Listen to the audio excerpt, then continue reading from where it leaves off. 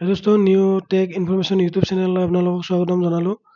27 তাৰিখে SSC GD ৰ exam আৰম্ভ হ'ব। অৰ্থাৎ অহাকালিৰ পৰা SSC GD ৰ এক্সাম আৰম্ভ হ'ব। বৰ্তমান SSC GD ৰ ৱেবছাইটত আপোনালোকে এডমিট কাৰ্ডসমূহ ডাউনলোড কৰিব পাৰিব। তো এটা কথা কওঁ আপোনালোকক, যিসকলে এক্সাম ডেটটো এবাৰেই চাইছে, চ' আপোনালোকলৈ অনুৰোধ মানে আপোনালোকে আৰু এবাৰ চাওক। মানে এক্সাম ডেটটো আপোনালোকৰ চেঞ্জ হৈছে, কাৰণ 24 তাৰিখে এক্সাম হোৱা কথা আছিলে, 27 তাৰিখলৈকে মানে পষ্টপন কৰা হ'ল। আৰু সেইকাৰণে যিসকলে আগতে চাইছিলে এক্সাম ডেটটো, মানে মোৰ ধৰ 27 তাৰিখে পৰিব, কিছুমানৰ 9 তাৰিখে পৰিব, কিছুমানৰ 5 তাৰিখে পৰিব। তো আপোনালোকে আৰু এবাৰ চাওক, চালে আপোনালোকৰ ডেটটো চেঞ্জ পাব। আৰু যদি নাচায় আপোনালোকৰ এক্সামটো এনেই যাব। কিছুমানৰ মানে কি, কিছুমানে ভাবিব কি মোৰতো এক্সাম 9 তাৰিখে আছে, মানে 9 তাৰিখৰ আগত, মানে ধৰক 7 তাৰিখ মানত যদি আপোনালোকে এডমিট কাৰ্ডখন ডাউনলোড কৰিব যায়, তেতিয়া যদি আপোনালোকৰ 7 তাৰিখে এক্সামটো পৰি যায়, তেতিয়াহ'লে অসুবিধা হ'ব। সেইকাৰণে আপোনালোকে আৰু এবাৰ চাওক ডেটটো, এক্সাম ডেটটো। চ' মোবাইলত কেনেকৈ আপোনালোকে এডমিট কাৰ্ড ডাউনলোড কৰিব পাৰি, তো তাকো আপোনালোকক দেখাম। তো আপোনালোকে ঘৰত বহিয়ে মানে এডমিট কাৰ্ডখন ডাউনলোড কৰিব পাৰিব, আৰু লগতে এক্সাম ডেটো আপোনালোকে চাব পাৰিব, যিসকলে মানে নতুনকৈ এইবাৰ SSC GD ৰ এক্সাম দিব। আৰু পুৰণাবিলাককতো ক'ব লগা নাই, তেখেতসকলে জানে, অলৰেডি তেখেতসকলে এক্সাম দি অহা ল'ৰা। যিসকলে নতুনকৈ দিব, ত' মই তেখেতসকলক কৈছোঁ, তো আপোনালোকে SSC GD ত কেনেকৈ মানে এডমিট কাৰ্ডখন ডাউনলোড কৰিব বা নিজৰ এক্সাম ডেটটো চাব, তো মই তাক দেখাই আছোঁ আপোনালোকক। SSC GD লগইনত আহিব, প্ৰথমতে ৰেজিষ্ট্ৰেশ্যন নাম্বাৰ ফিল আপ কৰিব, তাৰপিছত পাছৱৰ্ড ফিল আপ কৰিব, তাৰপিছত তলত আপোনালোকে কেপচাৰ আছে, কেপচাৰটো ফিল আপ কৰিব, তাৰপিছত লগইনত ক্লিক কৰিব। লগইনত ক্লিক কৰিলে এনেকুৱা এখন ইণ্টাৰফেচ পাব। আপোনালোকে তলত স্ক্ৰল কৰিব, স্ক্ৰল কৰিলে আপোনালোকে এডমিশ্যন চাৰ্টিফিকেট বুলি পাব, ইয়াতে ক্লিক কৰিব। ক্লিক কৰিলে আপোনালোকে এনেকুৱা এখন ইণ্টাৰফেচ পাব। ইয়াতে পাব আপোনালোকে চিলেক্ট কৰিব লাগিব SSC GD এইটো ওপৰতো। তাৰপিছত আপোনালোকে চনটো ফিল আপ কৰিব লাগিব, 2026।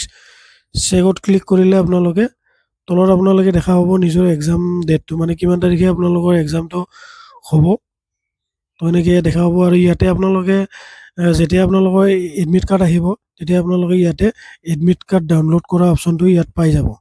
তো আপোনালোকে দেখা পালে কেনেকৈ মানে এডমিট কাৰ্ডখন ডাউনলোড কৰিব লাগে, বা কেনেকৈ আপোনালোকৰ এক্সাম ডেটটো চাব লাগে, তো এইখিনি বস্তু আপোনালোকে দেখা পালে, বা এতিয়া আপোনালোকে ডাউনলোড কৰিব বা এক্সাম ডেটটো চাই ল'ব। মানে যিসকলে এইবাৰ নতুনকৈ SSC GD ত এক্সাম দিব, চ' তেখেতসকলে গম নাপায় মানে এক্সাম চেণ্টাৰত কি কি ডকুমেণ্টছ লগত লৈ যাব লাগে, বা কি কি নিব লাগে, কেনেকৈ যাব লাগে, তো তাৰে বিষয়ে অলপমান কওঁ। ইয়াতে আপোনালোকৰ SSC GD ৰ ৱেবছাইটত মেনশ্যন কৰিছে কি কি ডকুমেণ্টছ আপোনালোকে লগত লৈ যাব লাগিব। ফাৰ্ষ্ট 1 নম্বৰ আপোনালোকৰ এডমিট কাৰ্ড কালাৰিং 2 কপি লৈ যাব লাগিব। কাৰণ আপোনালোকে 2 কপি নহ'লে 1 কপি বেছিকৈ নিব চেষ্টা কৰিব, 3 কপি লৈ যাব। 1 কপি লাগিলে আপোনালোকৰ বেগত থৈ দিব। আৰু 3 কপি নিয়াৰ আপোনালোকক মই বেনিফিটটো আপোনালোকক কৈ দিম, কিয় 3 কপি নিব লাগে। তো আপোনালোকে নিব লাগিব, আৰু ID প্ৰুফ লৈ যাব লাগিব। 2 নম্বৰতে ID প্ৰুফ আপোনালোকে কি কি নিব লাগিব, আধাৰ কাৰ্ড নিব লাগিব, ড্ৰাইভিং লাইচেঞ্চ থাকিলে নিব পাৰে, পান কাৰ্ড নিব লাগিব। আপোনালোকে যিখিনি ডকুমেণ্টছ নিয়ে আৰু অৰিজিনেল লৈ যাব, কাৰণ অৰিজিনেল নিনিলে আৰু আপোনালোকক এক্সাম দিব নিদিব পাৰে। তো ইয়াতে মেনশ্যন কৰিছে অৰিজিনেল ডকুমেণ্টছ লৈ যাব লাগে। তো আধাৰ কাৰ্ডো আপোনালোকে অৰিজিনেল লৈ যাব। যদি আপোনালোকৰ ড্ৰাইভিং লাইচেঞ্চ আছে, ড্ৰাইভিং লাইচেঞ্চো আপোনালোকে অৰিজিনেল লৈ যাব। পান কাৰ্ড আছে যদি পান কাৰ্ডো অৰিজিনেল লৈ যাব। বাছ এই 3খন লৈ গ'লে হৈ যাব। আৰু লগত 3 নম্বৰ আপোনালোকৰ কালাৰিং ফটো, বৰ্তমানৰ ফটো লৈ যাব 2 কপি। 2 কপি মানে 4 কপি মান লৈ যাব। 2 কপি লাগে বেগত থৈ দিব, 2 কপি এক্সাম হলত লৈ যাব, তাতে আপোনালোকক চেক কৰিব।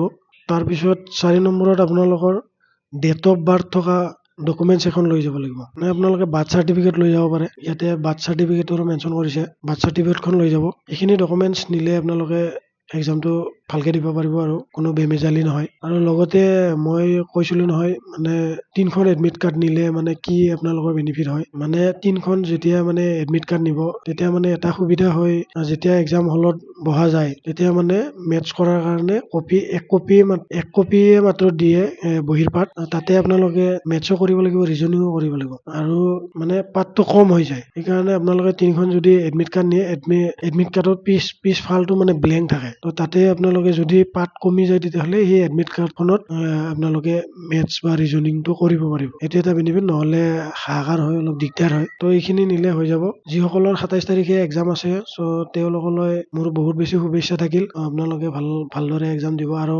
আগন্তুক আহি থকা দিনকেইটাত যিসকলৰ এক্সাম আছে, ত' আপোনালোকলৈ বহুত বেছি শুভেচ্ছা থাকিল। আপোনালোকে ভালদৰে এক্সামটো দিব আৰু যদি আপোনালোকে 35টা কুৱেশ্যন যদি মানে 100% আপোনালোকে কৰিব পাৰিছে, চ' আপোনালোকে টোক্কা মাৰিবলৈ নাযাব। মানে নিগেটিভ মাৰ্ক আছে যিহেতু আপোনালোকৰ নিগেটিভ মাৰ্কে মানে বহুত বেছি মানে ৰিজাল্টৰ ওপৰত বহুত প্ৰভাৱ পেলায়। তো আপোনালোকে সেইটো মিছ নকৰিব। যদি 35টা কুৱেশ্যন যদি কাৰেক্ট কৰিব পাৰে, আপোনালোকে টোক্কা বেছি নামাৰিব, 2 এটা মাৰিব, কোনো কথা নাই। যিটো মানে কনফিউজ থাকে মানে এইটো হ'ব পাৰে বুলি, সেইকেইটা মাৰিব, কথা নাই। কিন্তু মানে 20টা 30টা এনেকে মানে টোক্কা নামাৰিব, কাৰণ 20টা 30টা যদি এনেকে টোক্কা মাৰে তেতিয়াহ'লে আপোনালোকে যদিও এক্সামটোত পাছ কৰিছিলে, ফেইল কৰিব, কাৰণ নিগেটিভ মাৰ্ক আছে। তো এইখিনিয়ে, ভালদৰে এক্সামটো দিবা। তো শুভেচ্ছা থাকিল। তো আজিৰ ভিডিঅ'টো ইমানেই। তো ভিডিঅ'টো চাই কেনেকুৱা লাগিলে জনাব। নেক্সট এটা ব্লগত আকৌ লগ পাম। তো জয় হিন্দ, জয় ভাৰত, জয় অসম।